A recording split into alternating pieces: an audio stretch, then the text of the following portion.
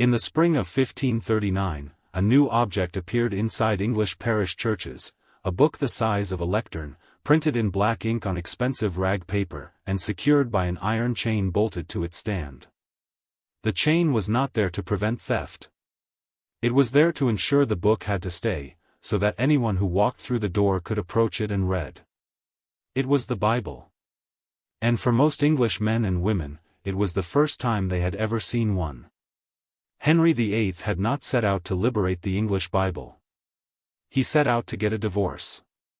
When Pope Clement VII refused to annul his marriage to Catherine of Aragon, partly because Catherine's nephew, Holy Roman Emperor Charles V, had his soldiers camped outside Rome, Henry chose a more direct solution. In 1534 he declared himself supreme head of the Church of England, severing the thread that had bound England to Rome for nearly 1,000 years. The man Henry tasked with flooding England with scripture was Thomas Cromwell, his chief minister, a lawyer's son from Putney who had clawed his way to the second most powerful office in the kingdom. Cromwell commissioned Miles Coverdale to assemble the Great Bible, a translation built substantially on the work of William Tyndale, a scholar who had spent years translating the New Testament from Greek in hiding on the continent. Here is the dark irony at the center of this story. Tyndale had been strangled and burned at the stake at Vilvoorde in October 1536, executed, in part, for doing exactly what Henry was now commanding. His crime, translating the Bible into English without a royal license. His words, 3 years after his death, would be read aloud in every church in the kingdom by royal decree.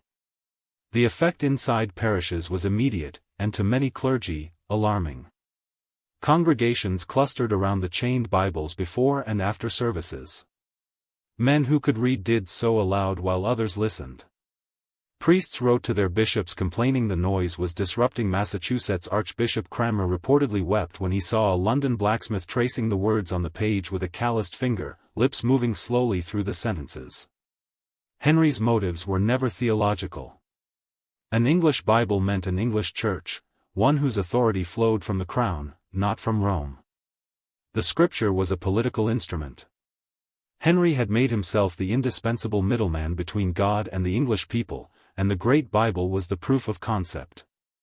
What Henry miscalculated was the nature of the thing he had unchained. Once ordinary men and women could read the word themselves, could compare what it said to what their bishops told them, they began drawing conclusions no Tudor king had any interest in entertaining.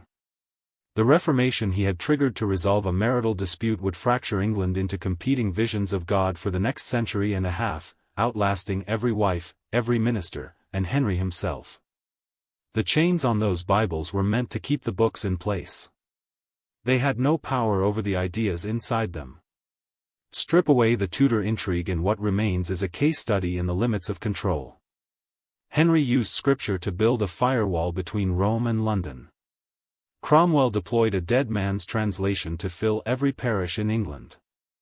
The machinery worked exactly as designed, and then kept going, in directions no one had authorized, long after both men were dead. Tyndale wrote to make the plowboy the equal of the Pope. Henry published his words to make the king the equal of God.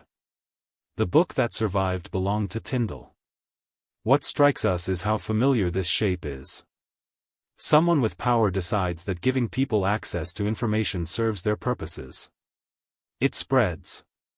People draw conclusions the powerful never authorized. And everyone calls it a miscalculation. We're not sure it is.